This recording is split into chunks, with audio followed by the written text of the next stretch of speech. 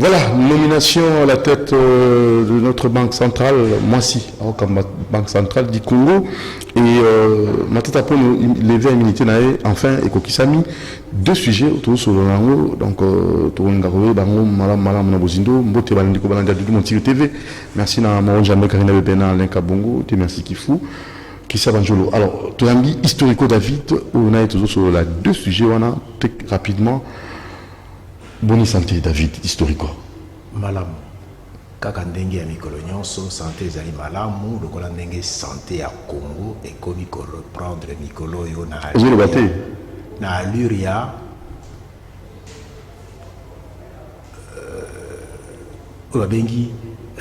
exorcisme. On est en train d'exorciser. Est-ce que tu as na phase oyo esengeli to simba pumo e bandasiko yo ko pesa et que nzoto ezonga. Omoni na banque centrale lelo ba nommé mutu ya sika. Mwasi. Ya mwasi. D'abord longonya na ba mama parce que gouvernement oyo lobaki que ekosala par ya ba mama. Et il est vrai que na kota ya ba mama ba pesi bango et ba pesi ndambu te. Talaka maibaza ko pesa ba mama. Ba pesi premier ministre ya mobali mais ba pesi environnement na mwasi. F Bazaïba. Donc ba dossier nyonso eza na kati ya environnement. Et si ba pesi yango na mama F, ce qui veut dire que les côtés officieux la fonction ya premier ministre c'est maman Eve Bazaïba. Mais pas que ça sous la banque centrale. Papesi Mwasi. Mais laissez-moi vous le dire. Vous voulez balakisa makasi ya mboka oyo ndenge nini pona komona ke ekomi côté élément et puis ça pour ça la promotion ya Mwasi. En tout cas, côté ya banque centrale, longonya papesi Mwasi bino pe boyebaka. Ah papesi bino bozongisa. Toyeba bokoki kosala nini balwaka o basi tonga mboka te monsieur koyo ba pesi bino bolakisa biso nini bokoki kosala parce que biso tokokaki te bolobaki pe nini bolobi ba mibali bakoki te. Bon merci ezali kambo ya parité ezali kambo ya koloba que oyo aleki moninga azate ba pesi pe bino na moment oyo mboka ici baby alors bobongisa ya azoma kambo bateke o ezali makambo ya IDPS PPRD ezali likambo ya mboka la nation d'abord. Donc quelque part je crois que il faut féliciter le président de la République de l'acte qu'il a posé, mais dans le contexte il y a banque centrale il faut se représenter que l'acte est posé à un moment où ça fait bouger le ménage. Ici likambo balobaka il y a fictif. Il y a un nombre où il va maîtriser la fonction publique.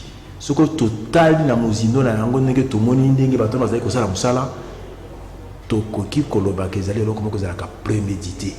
Ezaka ba arrangement ya ba ministère parce que ba comment ba système ya sala ndenge nini. Chaque fois que le ministre arrive, il décrète d'abord commission d'enquête. Et la commission quand elle descend elle déclasse un bon nombre de gens en Sobazongi et ça qu'on et puis après on commence à les réhabiliter donc on les ressuscite et ça là le ministère il y a enseignement batou o bataki bangona na liste batu bakufa liko bazali réhabilité kutu donc mutu anga za vivant. Et ça, c'est que les dossier tout ça dans na maboko. Donc, on est allé à l'Iboso, mais comment se fait-il que on déclare le genre que Bazali Bakoufa et puis après on le réhabilite, mais pendant ce temps, le ministère est budget. D'un côté, il y a un numéro matricule pour PSI certificat à DCT. Donc, on a un bon goût. Et puis quand on dit que ba réhabilité aux hommes réhabilitation on a comme que ah mais pour régulariser pour la barrière pour les athées pour basi bali mbongo aux hommes donc le vol est devenu tellement... Le vol, on est seulement actuel, tout avant. Oh, il y a ministre Bongo. Il y a eu maintenant des revendications de ça déjà sur la place publique. Donc il n'y a pas de ces dossiers-là avec moi. Les morts sont ressuscités. Non, le monde sont ressuscités. Il y a quelqu'un qui réclame leur dû. Il réclame l'argent. Moi, je vais me demander à ce que Bak n'est pas à IGF, parce que sincèrement, ça c'est comment on peut avoir idée à Mabé Andengwanoya au décalé Moutouta Koufa. Et puis, 9 mois après, on le réhabilite. Et même, on va voir le président syndical, Oyazaraki, prétendu pour le Bateo, Oyazaraki, président de la commission. Parce que quand on lui pose la question, à Robateo, Tengai Moutou, Oyazaraki, président de la commission, mais c'est moi qui ai joué pour que va réhabiliter Bango. Bon, yo, vraiment, Oyazaraki, président de la commission, comment tu t'es impliqué dans les dossiers pour va réhabiliter Bango? Mais dans l'entretemps, 9 mois. 9 mois d'un pays. Et des choses comme ça, la banque, quand elle était en train de décaisser l'argent pour occuper sa batoine, et là, on a eu un vol classique, il y a un intellectuel. Ah, il y a une liste et tout ça là. Maintenant, tu es en dengue à l'écolo, tu as retrouvé, tu as partagé ma cagnac. Donc, alors, très rapidement, tu peux monter au Canada, José Kabemba, number 1, garde-robe. On a biso, José Kabemba, garde-robe. Au Canada, on a partenaire de télévision. Alors, Touki, dossier Matata, enfin, levé à immunité. La sénateur Babangi, Moussoukou, la population, bureau à Sénat. Parce que Bazan a en vacances. Mais la Galice, c'est Ali Singama Tembele. Ce qu'on dit très bien, Ezali Singama Tembele, est-ce que le sénateur qui ont libéré la situation, ils se battaient pour la cause de Matata? Ils se battaient pour leur propre cause. Parce que Bangonyo Swana, ils sont tous impliqués d'une façon dans la gestion de Mboka. Et la Kanisi et Sengeli, tous ces pays là d'abord, na courage, oyo, ba sénateur, ba préféré, ba livrer Matata Pogno, pour na koloba que, bon, acte de la justice pour na abimisa, nyonso oyo yazana nango, par rapport à dossier. Mais dossier oyo ezali yaye, ezali dossier à Bukangalozo te, ezali dossier ya makambo ya za réalisation. Quand vous avez ministre Akala a bengisaki batu oyo alobi boya comme ça afuta bango mbongo pe abimisa mbongo apesa banani mbongo ngo zaki combien et tout ça là. Donc Matata Pogno en principe et Sengeli à répondre à la kisa oyo yé azali ko défendre alobi ngala azali prêt pour affronter la justice. Mais en tant que Premier ministre, réputation naïe, Oya, cause à la Premier ministre, Oya, cause à la Congolais, aïe, bisa la population, vérité, Oyo, yé aïe, pendant que vous gérez, pendant qu'il y a pesa qui mbongo, a pesa qui n'a banani, pe batu yango, mbongo yango, est-ce que bazwa ki yango, tout bazwa quitté. Nakanisi, et que vous avez pas occasion pour naïe, parce que, makambe comme belé, Malamu Azwa le courage en même temps. Il y a et ça par éclaircissement là-bas dossier est belé. N'est-ce pas oyo il y a bancarisation, il y a bancarisation, dossier moko il y a très important, il y a très malamu oyo ba tu basipela là qui la mingi mais tout mona depuis à ça la bancarisation. Mais mbongo oyo yé a récupérer la bancarisation et kenda wapi parce que chef de l'état vous dit très bien tu comprendre l'été bazo kangabato bazo récupérer mbongo mais mbongo wango na ba juste que de wapi mais mbongo ya bancarisation et kenda wapi ba comptable wana oyo ba iba ba mbongo wana oyo vraiment yé a récupérer mbongo et belé pe aloba yango mais ba comptable wana tout mona bango te tilelo mbongo wana et kota na compte nini voilà un tout tu peux tout un ensemble il y a un problème. Ce qu'il y a solo, il y a un argument ezali ya solo parce que Alingeti a continué de sa société a continué directement la justice. Ce qu'on a fait que il y a des indices graves. Mais maintenant que il est devant la barre, il est mieux que a mis défendre pour la Polakisa que il n'a pas été l'homme au service de X ou Y, mais Azaraki au service, il y a la patrie.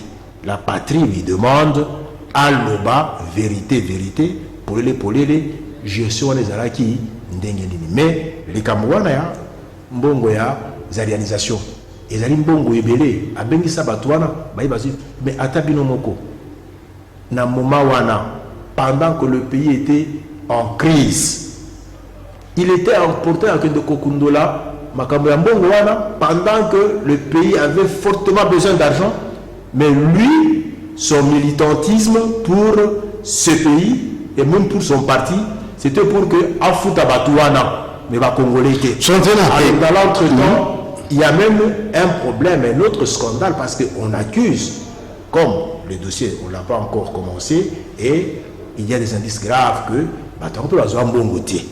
Mbongo Ana et Kende Wapi. Donc, les lois est commis pour la justice fait son travail, ce n'est pas un problème d'acharnement. Ça n'a rien à voir avec ça.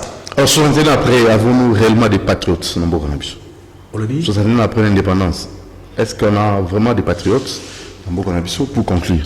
Non, mais écoutez, j'ai l'impression qu'il fallait commencer par ces problèmes-là. Mais malheureusement, j'ai commencé par le sujet d'actualité. Le patriote, j'ai l'impression qu'il y en a très peu. Comment ça? Zali Koutou, Mingi Te Awa. Patriote, et Zali Lokola, Obi Melon.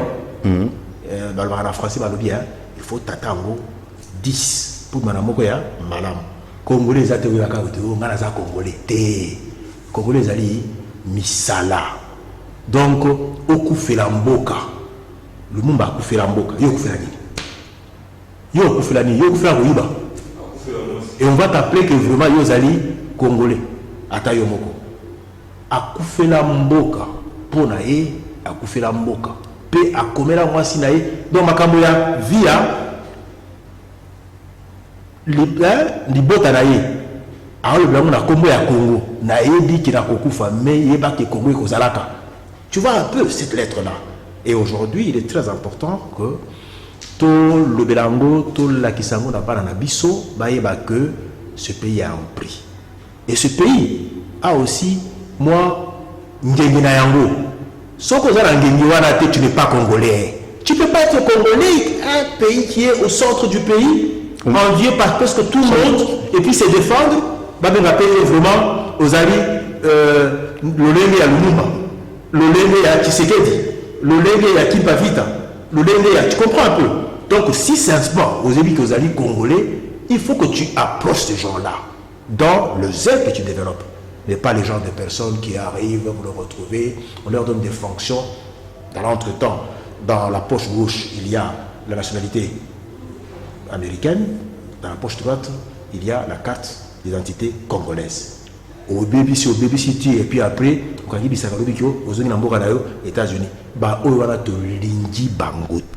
on n'en veut plus.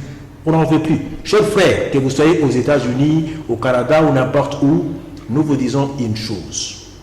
Ce pays, nous nous sommes battus pour le faire avancer. Rien ne nous fera peur. Parce que tu as dit que, science, nous nous sommes dans les seigneurs. Pour la machine, nous nous sommes battus pour qu'il soit là. Ok, la loi organique, loi électorale acceptée par la Constitution qui sera promulguée d'ici là, un mot par rapport à ça pour tous ceux qui savent. Non, mais je crois que c'est une très bonne chose parce qu'en fait, il faut assurer le pays. 6 membres dans le pouvoir, la majorité présidentielle, 4 dans l'opposition. Et je ne sais pas, quand même, ça va. La loi... Non, écoutez, la loi, elle ne pose pas de problème. Ce qui pose des problèmes, ce sont les individus, les animateurs. Les animateurs, laissez-moi vous le dire, on leur demande uniquement une chose. Laquelle? La fibre patriotique. Malheureusement, ils n'en ont pas.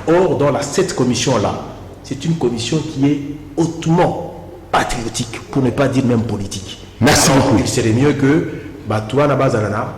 Fibre patriotique. La fibre patriotique. Merci David Historico, merci aux abonnés, chers abonnés, abonnez-vous massivement à Sudou Montiro TV, merci à José Kabemba, garde-robe number 1 depuis Canada, partenaire Nabiso, donne à toujours aux Alazawana parce que sous vous êtes manteau quoi. Merci, Doudou Monti vous aime beaucoup, merci na Moron També, merci na Karine Bébé, merci na Neka Bongo, Christian Wanjou, merci Kifou, ciao.